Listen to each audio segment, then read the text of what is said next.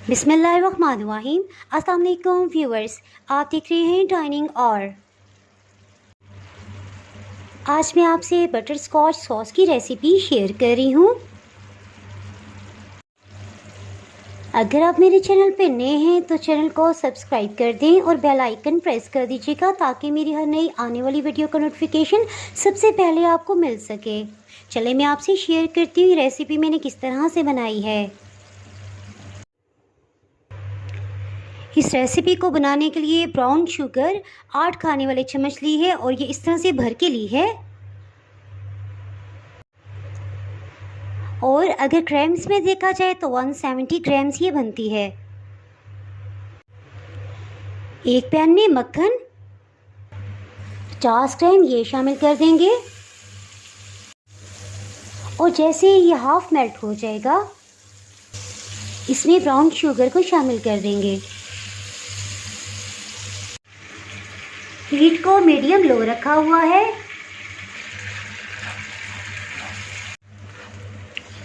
इसमें लगातार चम्मच चलाते रहेंगे यहाँ तक कि सब चीनी मेल्ट हो जाए। याद रखिएगा कि बटर स्कॉच सॉस हमेशा ब्राउन शुगर से बनता है, इसमें आप सफ़ेद चीनी इस्तेमाल नहीं कर सकते। सिर्फ 2 मिनट के अंदर आप अच्छे से देख सकते हैं कि इसका चीनी का दाना बिल्कुल पिघल गया है। इसके साथ ही इसको चूल्हे से हटा देंगे और इसमें डेयरी मिल्क क्रीम इसमें थोड़ा थोड़ा करके शामिल करेंगे। ये रूम टेम्परेचर पे है, इसको मिक्स कर लेंगे। इसी तरह क्रीम को डालते जाएंगे और मिक्स करते जाएंगे। दोबारा से इसे चूल्हे पे रख लेंगे।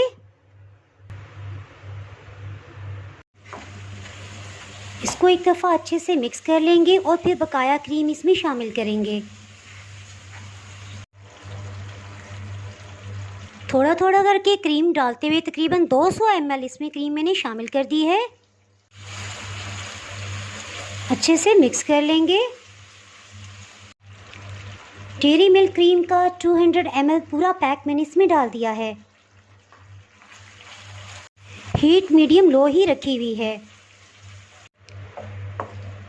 अगर आप जानना चाहें कि कौन सी डेयरी क्रीम मैंने यूज़ की है तो जो हम फ्रूट चाट और रशियन सैलेड में इस्तेमाल करते हैं वही क्रीम इसमें जाएगी। इसमें हैवी व्हिप क्रीम इस्तेमाल नहीं होगी।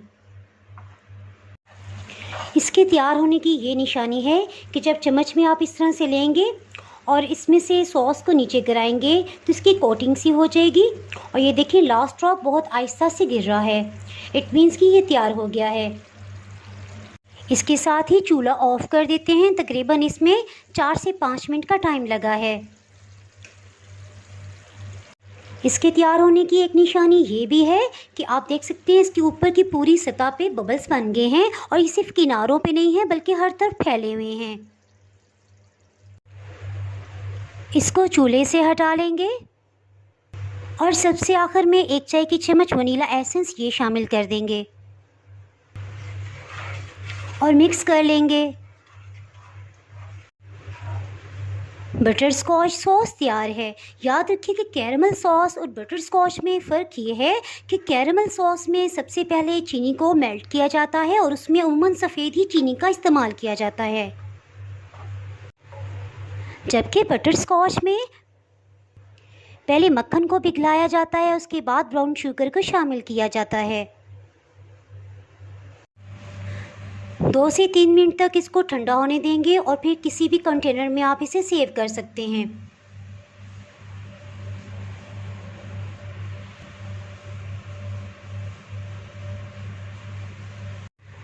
बटर स्कॉच सॉस को 1 महीने तक आप एयर टाइट कंटेनर में फ्रिज में रख सकते हैं। सिर्फ इसके लिए आपको ये याद करनी पड़ेगी कि गीला चम्मच आप इस्तेमाल ना करें।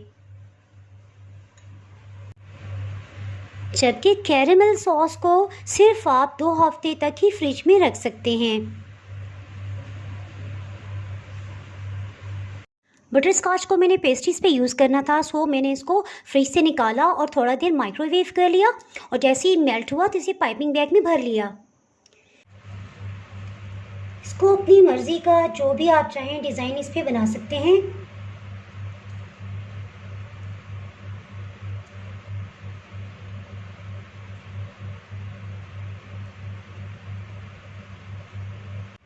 इसके ऊपर इस तरह से डिज़ाइन बना लेंगे।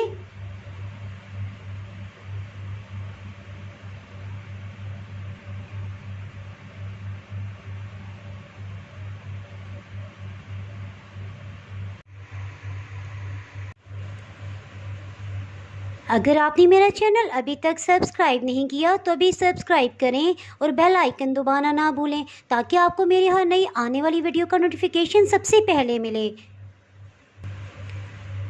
आप इस रेसिपी को ज़रूर ट्राई कीजिएगा, इंशाल्लाह आपसे भी परफेक्ट बनेगी।